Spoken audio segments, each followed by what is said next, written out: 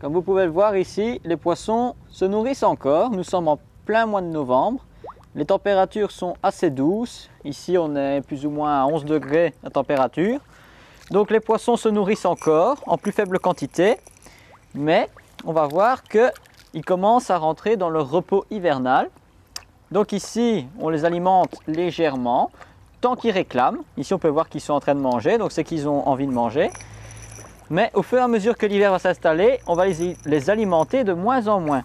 Mais ce n'est pas le sujet d'aujourd'hui. Le sujet d'aujourd'hui, ça va être d'entretenir les iris de son bassin.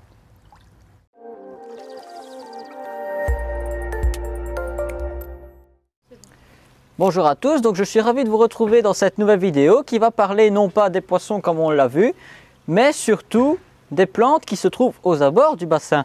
Donc ici nous sommes devant un plant d'iris qui sont mis dans la petite partie du bassin, donc de la petite profondeur.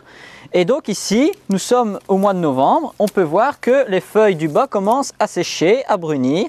Et c'est ce que la plante va faire en totalité. Maintenant, qu'est-ce qui va se passer? Une fois que ça va sécher complètement, ça va tomber dans l'eau. Et après, qu'est-ce que ça va faire? Ça va se décomposer. Et cette matière organique va polluer l'eau du bassin, surtout que le cycle de vie du bassin est au ralenti à cause du froid. Donc que ce soit feuilles mortes ou plantes aux abords du bassin, c'est mieux de les entretenir avant l'hiver. Donc ici, qu'est-ce qu'on va faire? On va tout simplement retailler toutes les iris, mais en laisser une partie décorative légèrement. Mais je vous montrerai, après avoir fini ce travail de taille, comment je procède pour tailler ces iris. Donc c'est parti, je taille et après je vous montre.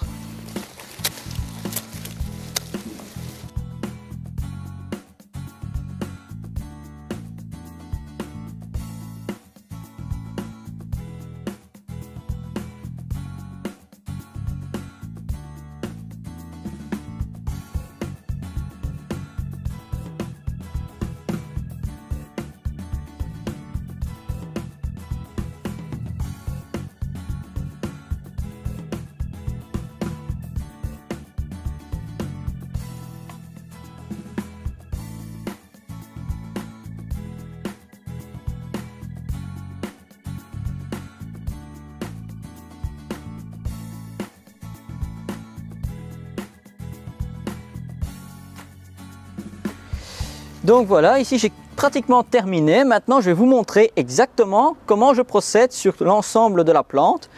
Donc, il faut savoir que les iris, ce sont des rhizomes qui ont besoin d'être à l'extérieur du substrat pour avoir de la lumière. Sinon, ils risquent de pourrir parce qu'ils n'aiment pas être enfermés.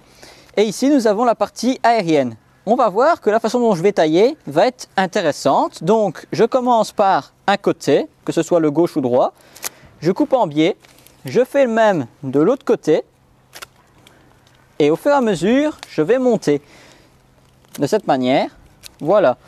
Maintenant, je vais le faire de l'autre côté, en plus rapproché.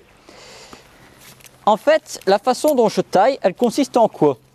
Si vous déplacez vos iris, que ce soit des iris de jardin par exemple, ou même des iris aquatiques, instantanément, qu'est-ce qui va se passer? La plante risque de voyager avec le vent. Donc ça va empêcher la plante de voler avec le vent et de se déplacer. Deuxième raison, ça va permettre d'avoir un effet plus naturel que si je coupe à plat. Ça fait comme un port naturel. Et ensuite, ça va éviter que l'eau ne stagne et qu'elle puisse s'écouler sur les côtés en cas de pluie. Donc maintenant, qu'est-ce qu'on va faire? On va prendre les déchets et on va aller les placer quelque part. Maintenant, je suis sûr que vous savez déjà où, mais je vais vous laisser deviner. On va se retrouver là-bas pour la suite des opérations.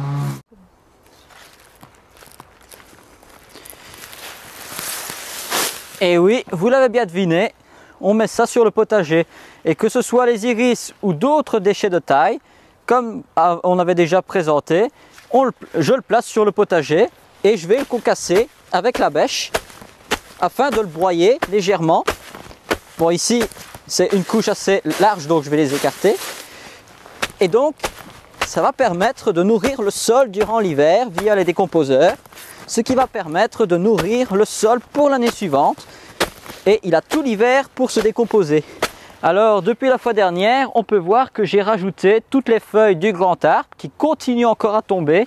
Donc on peut voir que ça couvre quand même assez bien de surface et je peux vous dire que là il y a la moitié de l'arbre qui est tombé. Donc il y a encore une bonne moitié qui va être étalée sur tout le potager.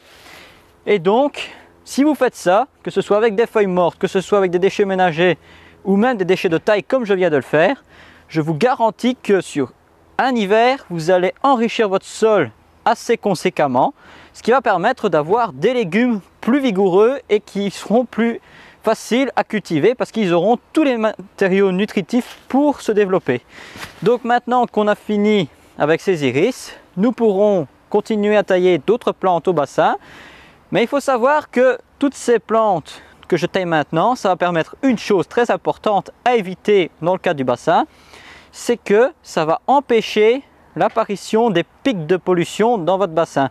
Donc si j'aurais laissé ça sur le pied et que je ne l'aurais pas taillé, qu'est-ce qu'il y aurait eu comme conséquence? Les feuilles se seraient décomposées dans l'eau, tout comme les feuilles d'arbre qui tombent dans le bassin. Elles se seraient décomposées, le bassin ralentit au niveau cycle, au niveau du biotope il est au ralenti, les bactéries sont moins productives et donc cette matière va se décomposer et polluer votre bassin. Donc vous aurez un pic de nitrite, de NO2, ce qui peut être un danger pour vos poissons. Donc l'idéal c'est de nettoyer votre bassin en automne avant l'hiver. Comme ça, votre bassin est prêt à passer l'hiver dans de bonnes conditions.